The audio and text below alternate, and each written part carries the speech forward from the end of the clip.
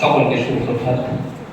আজকের পিতৃপক্ষের অবসান, মাতৃপক্ষের সূচনা, দেবীপক্ষের সূচনা আমরা দেখে এসেছি বিগত দিনগুলিতে কিভাবে মাতৃশক্তির অবক্ষয় বা মাতৃশক্তিকে কিভাবে লাঞ্ছনা শিকার হয়ে চলে যেতে হয়েছে পৃথিবী থেকে ছেড়ে।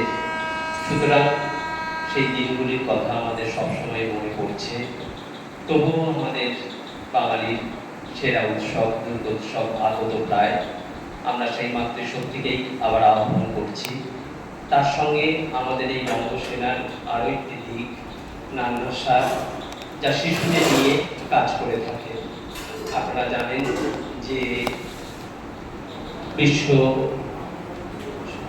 ছাত্র দিবস হিসাবে আমাদের প্রিয় রাষ্ট্রপতি আবুল কালাম আজাদের স্মরণে দিনটি উৎসর্গিত হয়। 15 তারিখে ওনার জন্মদিন, 15ই অক্টোবর, সেই হিসাবে এই দিনটি উদযাপিত হয়।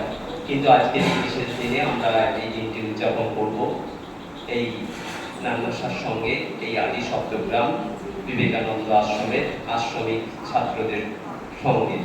যেহেতু ছাত্রদেরই অনুষ্ঠান এবং আবুল কালাম আজাদ যিনি ভারতের প্রেসিডেন্ট হতে পারেন, রাষ্ট্রপতি হতে পারেন, কিন্তু তিনি নিজে আদতে একজন শিক্ষক ছিলেন এবং বিজ্ঞানী ছিলেন।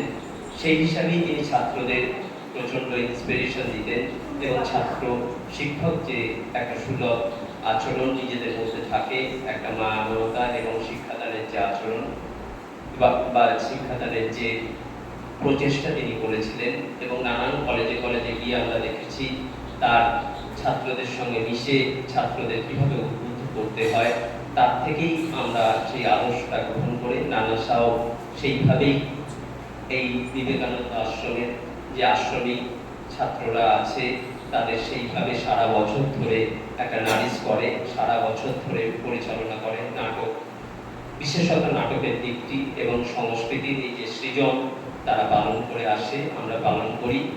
এবং এইভাবেই ছাত্ররা এখানে তারা বেশিরভাগই মাতৃ বা পিতৃস্নেহ থেকে বঞ্চিত। বেশিরভাগই যে 20 জন আশ্রমিক আছেন তারা সবাই বঞ্চিত তাদের ভালোবাসা থেকে, মাতৃ অথবা পিতৃ ভালোবাসা থেকে। তবুও তারা কোথাও একটা ভালোবাসা পান।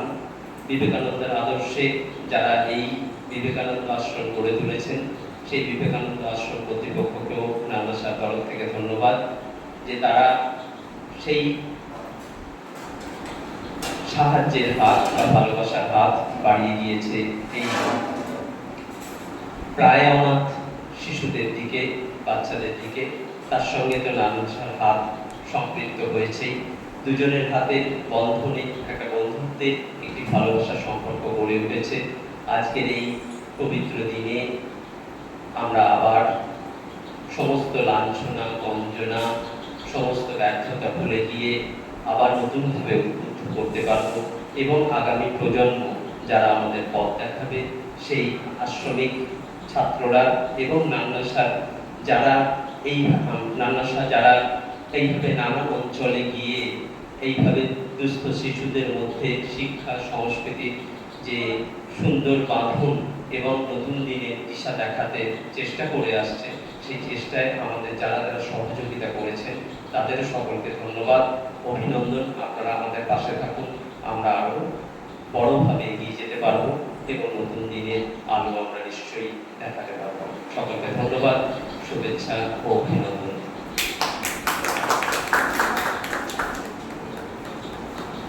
অসংখ্য ধন্যবাদ শ্রী অমিত বিকাশ দে মহাশয়কে। এরপর আবৃত্তি পরিবেশন করবে শ্রীমতী অসীমা রায়।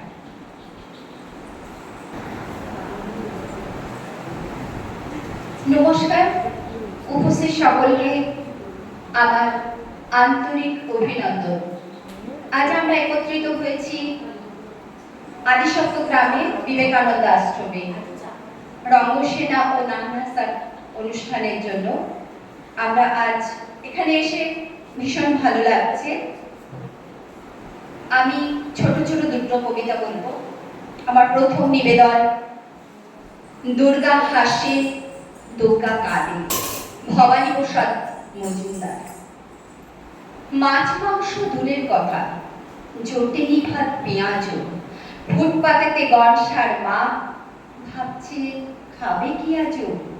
ও জানে না রাজনীতি কি কিংবা কোথায় অধিকার। ও শুধু চাই এক মুঠো ভাত এবং রুটির অধিকার। গাড়ি বাড়ি চায় না কিছু, সচ্ছলতা আর্থিকের। ও শুধু চায় দিন কেটে যাক গণেশ এবং কার্তিকের। ছুচোই পেটে কীর্তন গায়, ঢাক ঢোল খোল করতালে। এমনি করেই কাটবে জীবন নিত্য হারির হরতালে। মুখের দুধও শুকিয়ে গেছে হাড় চিরচির পাজরাতে। গনসাকে তো মাথা ঘুরে ঘুম ভেঙে যায় মাঝরাতে।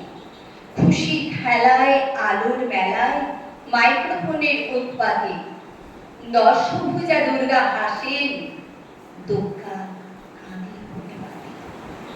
আমার দ্বিতীয় নিবেদন খোলা চিঠি দুর্গাকে, কবি সুবোধ সরকার। 40টা বৈশাখ আমি খরচ করেছি তোমাকে বানাবো বলে। 40টা বর্ষা আমি খরচ করেছি তোমার হাসির পেছনে থাকা হাসিটাকে ধরবো বলে। 40টা ফাগুন আমি খরচ করেছি তোমার গ্রীবার অহংকারকে চুম্বন করবো বলে। আমি কুমোর পাড়ার কুমোর, পুজোর সময় তোমার পায়ের কাছে আমার নাম লেখা থাকে। শিল্পী প্রশান্ত